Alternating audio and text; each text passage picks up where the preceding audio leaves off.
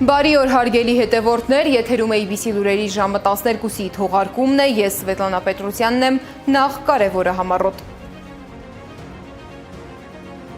Ռուբինյանն ու ՔԼՉ խոսել են հարաբերությունների առաջընթացի մասին, Գյումրի կարծ երկաթուղին կրկին օրակարգում է։ Ֆրանսիայի նախագահի այցը նոր քննարկումների պատճառ է դարձել, ինչ ուղերձներ է նա փոխանցում։ Ազգային ժողովում հերթական քառորյան է, ով և ինչպես է խոսում խաղաղության մասին։ Ուկրաինայի շուրջ բանակցությունների թեման կրկին օրակարգում է, ինչ է հայտարարել Մոսկվան։ Մերձավոր արևելքում լարվածությունը չի նվազում, մոտ է արդյոք հակամարտության ավարտը։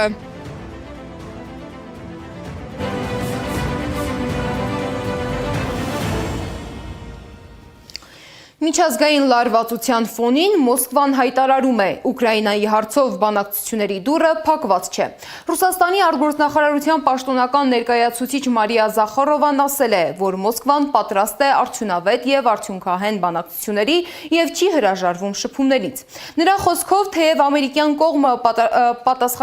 պատասխանատուները այժմ կենտրոնացած են Մերձավոր արևելքի ճգնաժամի վրա, Ռուսաստանը շարունակում է բաց մնալ հանդիպումների համար։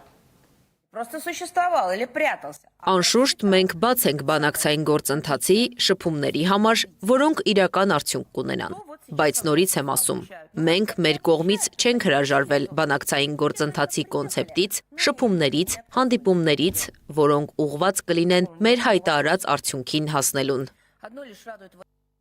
Միևնույն ժամանակ շարունակվում են դիվանագիտական շփումները։ Ռուսաստանի արտգործնախարար Սերգեյ Լավրովը հեռախոսով զրուցել է ԱՄՆ պետքարտուղար Մարկո Ռուբիոյի հետ։ Քննարկել են միջազգային լարված իրավիճակը, ռուս-ամերիկյան հարաբերությունների ներկայավիճակն ու առաջիկա հնարավոր շփումների ժամանակացույցը։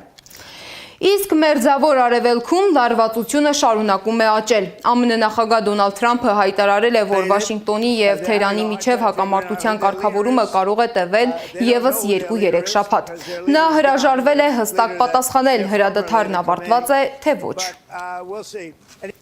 Այս ֆոնին Իրանը նոր սահմանափակումներ է մտցրել Հորմուզի նեղուցում նավարկության համար։ Այսուհետ նավերը պարտավոր են նախապես տեղեկացնել իրանական կողմին իրենց անցման մասին եւ ստանալ պաշտոնական թույլտվություն։ Միջազգային մյուս լուրերը Զարա Սարգսյանի ռեպորտաժում։ Միացյալ Նահանգները կարճ ժամանակով կասեցնում է ազատություն նախագիծը, որի շրջանակում ամերիկյան ռազմանավերն ուղեկցում էին Հորմուզի նեղուցով անցնող առևտրային նավերին։ Գործողությունը տևել է 1 օրից մի փոքր ավելի։ Դոնալդ Թրամփը Truth Social սոցցանցում գրել է, որ որոշումը կայացրել է Պակիստանի եւ այլ երկրների խնդրանքով եւ Իրանի դեմ արշավում ձեռք բերած հսկայական ռազմական հաջողությունների լույսի ներքո։ ԱՄՆ-Իսրայել ռազմական գործողությունների ավարտից հետո Իրանի իշխանություններին 20 տարի կպահանջվի երկիրը վերականգնելու համար, հայտարարել է Դոնալդ Թրամփը։ Իրանն էլ երբեք նույնը չի լինի, ասել է նա։ Ամերիկացի առաջնորդի խոսքով Իրանն այլևս չի կարողանա ֆինանսավորել Համաս եւ Հեզբոլլահ խմբավորումներին այնպես, ինչպես անում էր նախկինում։ Կարծում եմ ավելի լավ է Չինաստանի հետ լեզու գտնել, քան պատերազմել։ Նրանք հետևում են, թե ինչ տեղի ունեցավ Վենեսուելայում, նրանք հետևում են, թե ինչ տեղի ունեցավ Իրանում, ասել է Թրամփը խոսելով Չինաստանի հետ հարաբերությունների մասին։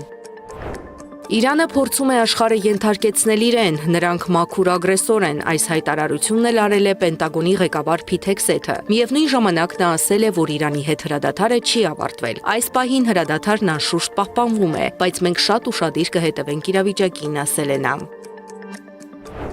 Իրանի Յազդ նահանգում ձերբակալվել է մի տղամարդ, որը պնդում է, որ ինքը Հիսուս Քրիստոսն է։ Յազդի գլխավոր դատախազը նշել է, որ հետախուզական գործողությունների արդյունքում հայտնաբերվել եւ վերացվել է քրիստոնեական աղանդի հետ կապված ցանց։ Ըստ դատախազության աղանդի որոշ հետևորդներ պատռել եւ այրել են Ղուրանը, անարգել կրոնական սրբավայրերը, ինչպես նաեւ աղոթել Իսրայելի ռազմական հաղթանակի համար։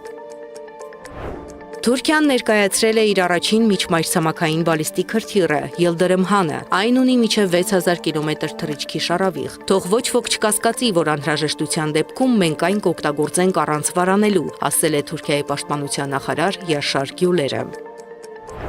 281 կողմ 4 դեմ Ռումինիայի խորհրդարանն անվստահություն է հայտնել Իլիե Բոլոժանի կառավարությանը, ստիպելով նրան հրաժարական տալ։ Նշենք, որ Բոլոժանը Եվրոպական քաղաքական համայնքի 8-րդ գագաթնաժողովի շրջանակում այցելել էր Երևան։ Արգենտինայից Կաբո Վերդե ուղևորված բոսանավի վրա տեղի է ունեցել հանտավիրուսի կրծողների կողմից տարածվող հազվագյուտ հիվանդության բռնկում։ Առողջապահության համաշխարհային կազմակերպությունը հայտարարել է, որ հիվանդության հետևանքով մահացել է 3 մարդ եւ հնարավոր է տեղի է ունեցել վարակի մարդուց մարդու փոխանցման դեպք։ Նավի վրա կա մոտ 150 ուղևոր։ Այն այժմ խարիսխ է գցել Կաբո Վերդեի մայրաքաղաքի նավահանգստի մոտ։ Եվ վերջում Հարավային Աֆրիկայում ոստիկանին ուղղաթիռից իջեցրել են կոկորդիլոսներով լի ճահիճը, անհայտ կորած տղամարդուն ուտելու համար կասկածվող կոկորդիլոսին տարհանելու համար։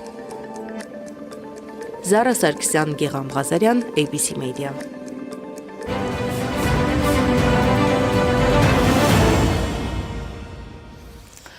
Շարունակվում է ազգային ժողովի հերթական քառորյան, օրակարգում ընդգրկված է 26 հարց, մի մասը քննարկվում է երկրորդ և վերջնական ընթերցմամբ։ Ազգային ժողովի Հայաստան խմբակցության պատգամավոր Արմենուհի Կյուրեղյանը նիստում անդրադարձել է խաղաղության օրակարգին և հայտարարել, որ պատերազմներ բերած քաղաքական ուժն այսօր փորձում է խոսել խաղաղության մասին։ 3 պատերազմ բերած ուժը այսօր փորձում է համեմատվել մի քաղաքական ուժի հետ, որի ղեկավարի իշխանության օրոք երկրում պատերազմ չի եղել։ 3 պատերազմ բերած ուժը, որ ամեն ինչ արեց, որ պատերազմ սկսվի, որ ոչինչ չարեց, որ այդ պատերազմը ժամանակին դադարի, ամեն ինչ արեց, որ թշնամին հնարավորինս շատ առաջ գնահասնի Շուշի եւ Հայաստանի սահմաններ հենց այն տարածքներում, որի պատասխանատվությունը Հայաստանի բանակինն էր, ասել է, թե մեր իշխանությանը, հիմա այս ուժը այսօր եկել խոսում է խաղաղության մասին։ Այո, դուք այսօր խոսում եք խաղաղության մասին, որովհետև դուք արդեն պատերազմ բերեցիք։ Պատերազմով վախեցրեցիք մեր ժողովրդին։ Ալեքսանյանն ասում է «Էտում երեխաների հաշվին»։ Պարոն Ալեքսանյան, էտում երեխաների զոհերի հաշվին պատերազմը առաջ տվեցիք, Արցախը հանձնեցիք եւ դա համարեցիք ձեռքբերում։ Այդ որ երիտասարդների զոհերի հաշվին Նիկոլ Փաշինյանը այսօր կանգնեց ազգային ժողովի դահլիճում եւ հայտարարեց. մենք նույն արդյունքը կունենայինք առանց զոհերի, բայց մեզ դավաճան կասեին, բայց Շուշին պետք է հանձնեինք։ Էդում երեխաների զոհերի հաշվին դուք պետք է պատասխան տաք դրա այդ հարցերի մասին, ոչ թե մենք, պարոն Ալեքսանյան, այնպես որ պատերազմ բերողը պատերազմ հրահրողը, զոհերի պատճառ դարձողը երբեք իրավունք չունի խոսել խաղաղության մասին։ Այս օրերին քաղաքական օրակարգի առանցքային թեմաներից մեկը նաև հայ-թուրքական հարաբերությունների կարգավորումներ։ Երևանյան երկխոսություն համաժողովի շրջանակում հանդիպել են Հայաստանի և Թուրքիայի հատուկ ներկայացուցիչներ Ռուբեն Ռուբինյանն ու Սերդար Քլիչը։ Նրանք քննարկել են ընթացիկ գործընթացն ու արձանագրել որոշակի առաջընթաց, մասնավորապես կարևորելով Գյումրի կարճ երկաթուղու վերագործարկման շուրջ աշխատանքային խմբի վերջին հանդիպումը։ Կարգավորման թեման շարունակվել է նաև համաժողովի լայն քննարկման ընթացքում։ Մի սեղանի շուրջ հավաքվել էին հայ, թուրք, ադրբեջանցի, վրացի և եվրոպացի ներկայացուցիչներ։ Ռուբեն Ռուբինյանի խոսքով նման ձևաչափն ինքնին ցույց է տալիս, որ գործընթացը ճիշտ ուղղությամբ է զարգանում։ Անշուշտ երկաթուղիներ, ճանապարհներ եւ ենթակառուցվածքներ կան, որոնք կապում են Թուրքիան եւ Վրաստանը Ադրբեջանին, բայց մի կենսական պակասող կապուղի կա։ Հայաստանը որևէ երկաթուղի չունի դեպի Եվրամիություն, քանի որ ցավոք սրտի առ այսօր մենք հնարավորություն չենք ունեցել Հայաստանի եւ Թուրքիայի միջև անխոչնդոտ երկաթուղային ուղի ունենալու։ Ուստի, եթե սա տեղի ունենար, կստեղծեր հսկայական հնարավորություններ թե Հայաստանի համար, թե Թուրքիայի, թե Ադրբեջանի եւ թե Վրաստանի։ Թուրքիայի ներկայացուցիչ Սերդար Քլիչը հայտարարել է, որ Երևանում իրեն զգում է ինչպես տանը, սակայն սահմանի բացման հնարավոր ժամկետների մասին նա խոսել չի ցանկացել։ Միայն նշել է, որ քննարկումները շարունակվում են։ Մենք արդեն որոշել ենք, երբ ժամանակը գա, բոլոր մանրամասները քննարկվեն, ամեն ինչ կատարվի, կբացենք սահմանը։ Շինարարությունը գրեթե ավարտված է, բայց պետք է լուծել որոշ հարցեր, մարդկանց իրազեկել այդ մասին, միացնել ինտերնետը եւ այլն։ Մենք դեռ ժամանակ ունենք սահմանի ամբողջական վերականգնման համար։ Իսկ Ադրբեջանի ներկայացուցիչ Ռուսիֆ Հուսեյնովը կրկին դժգոհություն է հայտնել ԵԱԿ Մինսկի խմբի գործունեությունից։ Միաժամանակ նա նշել է, որ Բաքուն բաց է տարածաշրջանային համագործակցության նոր նախաձեռնությունների համար։ Հետպատերազմյան այս վերակարգաբերումների շրջանում ադրբեջանական կողմը նախընտրում է երկկողմանի ներգրավվածությունը, դա լինի Վրաստանի հետ հարաբերություններում, թե Հայաստանի։ Մասնավորապես, Հայաստանի հետ հիմա մենք ունենք գործակցության բազմաթիվ ուղիներ, օրինակ, խաղաղության գործընթաց, սահմանազատում, սահմանագծում, փոխկապակցվածություն, առևտուր։ Սրանք երկրների կողմից առաջ մղվող գործընթացներ են։ Երևանյան քաղաքական քննարկումներին զուգահեռ Ֆրանսիայի նախագահ Էմանուել Մակրոնը Նիկոլ Փաշինյանի հետ մեկնել էր Գյումրի։ Նրանք մասնակցել են երաժշտական կամուրջ Հայաստան-Ֆրանսիա խորագրով համերգին։ Ես իրեն ասում էի դուք Հայաստանում շատ մեծ ժողովրդականություն եք վայելում, ինքն էլ ասում է դե լավ երևի չափազանցնում ես։ Հիմա ամեն անգամ երբ որ այսպիսի տեսարան է լինում, ես անդադ իրեն հիշեցնում եմ, ասում եմ տես որ չէի չափազանցնում։ Խնդրում եմ մի հատ բուռը ծափերով նախագահ Մակրոնին ողջունել։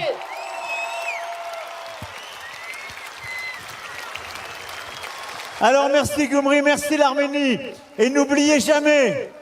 que la France vous aime. Շնորհակալություն Գյումրի, շնորհակալություն Հայաստան եւ երբեք չմոռանաք Ֆրանսիան սիրում է ձեզ։ Vive l'Arménie, vive la France, vive Gyumri. Կեցե Հայաստանը, կեցե Ֆրանսիան եւ կեցե Գյումրին։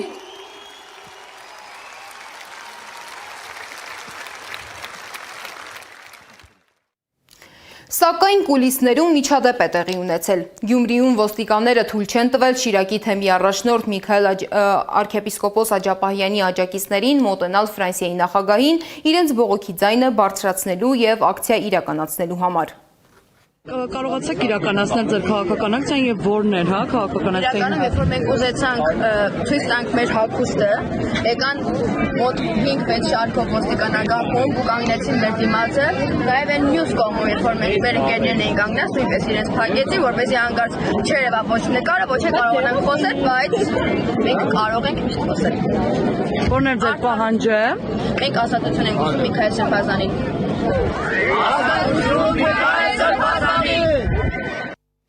Չկարողանալով մոտենալ, երիտասարդներն իրենց ուղերձը փոխանցել են այլ կերպ։ Նրանք առաջնորդարանի պատշգամբից կախել են Սրբազան հայր, ձեր կողքին են գրությամբ պաստառ։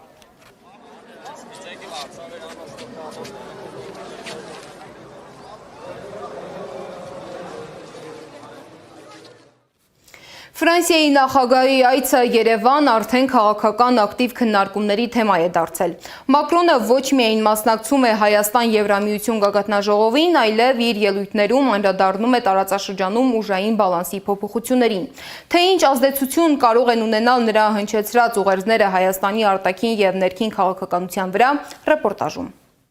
Ռուսաստանի Դաշնության դեֆակտո արբանյակ, ռուսական ազդեցություն ու միջամտություն։ Էմանուել Մակրոնի գնահատականներն են, որոնք հնչել են Երևանում։ Ֆրանսիայի նախագահն արդեն 2 օր է Հայաստանում է, մասնակցում է ԵՄ Հայաստան գագաթնաժողովին։ Մակրոնի ելույթներում կարմիր թելով անցնում է ռուսական ազդեցության մասին միտքը։ 8 տարի առաջ այս սեղանի շուրջ նստած բազմաթիվ երկրներ Հայաստանը դիտարկում էին որպես Ռուսաստանի դեֆակտո արբանյակ։ Նախ Հայաստան-Ֆրանսիա հարաբերություններն ունեն տարիների պատմություն։ Նորանկախ Հայաստանի 3 ղեկավարների օրոք Ֆրանսիայի նախագահներն այցելել են Հայաստան՝ Ժակ Շիրակ, Նիկոլա Սարկոզի, Ֆրանսուଆ Օլանդ։